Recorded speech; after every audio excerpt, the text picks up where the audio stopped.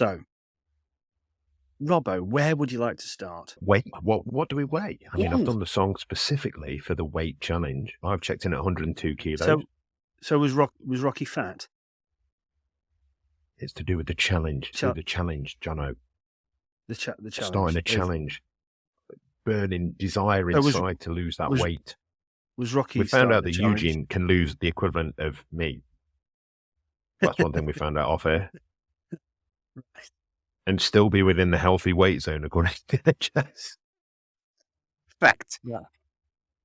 I just can't wait for him to actually look like Mark Curtin. Damn it, I've said his name again. Fuck's sake. I promised myself I wouldn't. He was texting me today. He was like, can't believe you said that about me.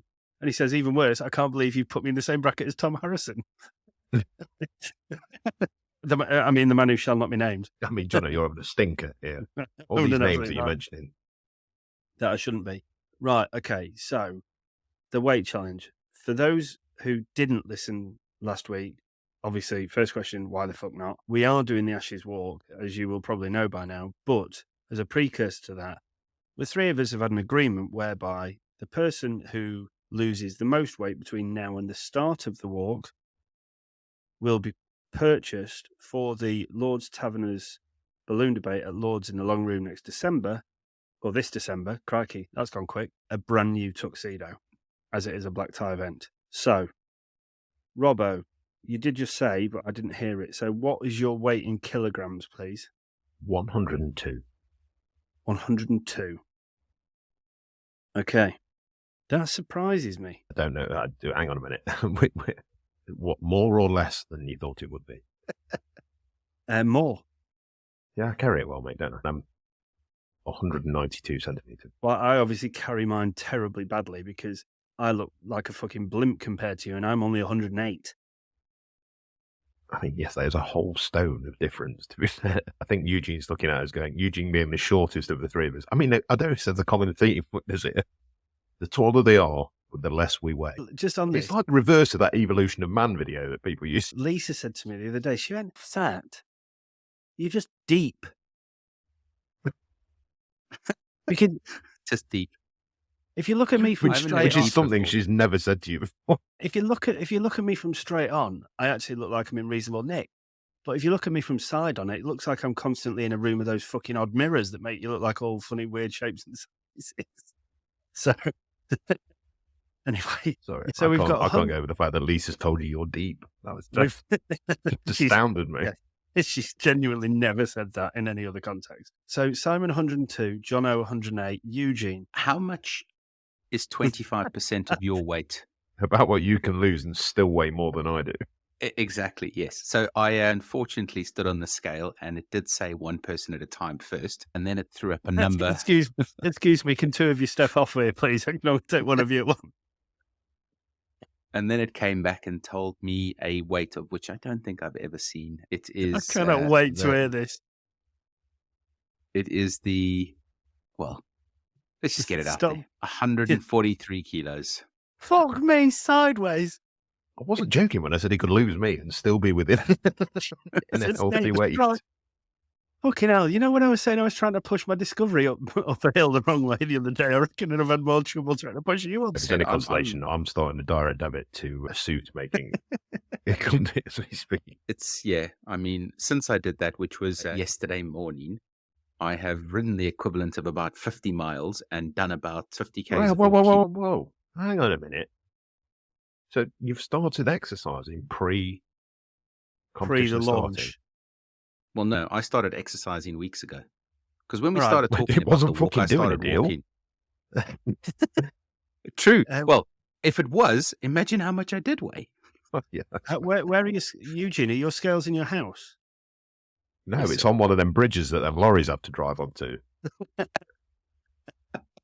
Very good, Simon. Very good. Sorry, Eugene. You had to go down the A3 to the Weybridge, not to Weybridge, to the Weybridge. Are you scaled in your house now, Eugene? Yes. I demand a recount right now on air. Go. No, because it might have gone up. Let him stick with 142. I mean, what? I mean, right, Jono, what is your, although I said it as a gag, what's the best case scenario here? 140? Like, he's not going to miraculously weigh 106, is he? So we've actually got a chance. Can I just clarify? We are very much an equal opportunities podcast, and in no way are we anything but body positive. I feel like we should get that out there. I've I'm got in loads shape. of one-liners going in. Yeah. Hey, no one's going to steal this from me. I am in shape, lads. Round is a shape. Right. So the challenge is we've got whoever loses the most weight by the start of the walk. I mean, this is great because it means we've now got to carry something extra on the walk, which is a set of scales to the starting point. I'm pretty sure we can get one of those point of. Yeah, Or probably, just Weybridge. Yeah. Right. Moving on. Simon, you chose where to start. So that's it. That's the walk. More will be coming out. We've got a big meeting tomorrow that we're very excited about. And then we'll feed back into you about that next week. Eugene, where would you like to go next?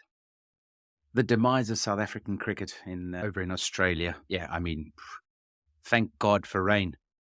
You know, it would have been 3-0. Again, let's look at the positives. Australia were just phenomenal. I feel really sorry for Usman Khawaja, not getting his 200. Jason Gillespie has a 200. Usman Khawaja does not. But yeah, what an unbelievable summer the Australians have had and are having. You look at pretty much everything that they've done. Every record's been broken. Steve Smith's gone past Bradman's runs. He's gone past like run scorers.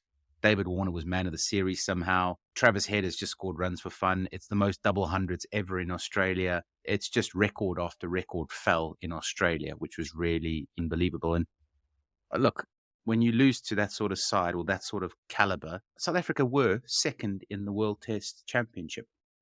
They've now dropped to fourth.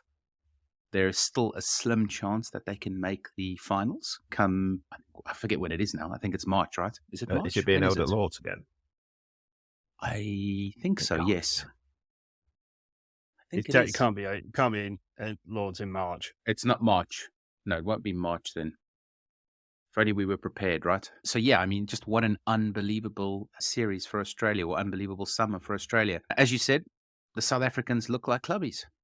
The bowlers looked all right for pieces of it. I mean, Nortje just looks phenomenal. Rabada looks tired. What a find in Janssen. Yeah, it was an interesting series to watch. Sydney, though, why do they keep playing tests there? I mean, I looked at the statistics of the amount of rained out days. It's just phenomenal, right? It's got the same. It matches Manchester, doesn't it? The rained off days deciding Test cricket.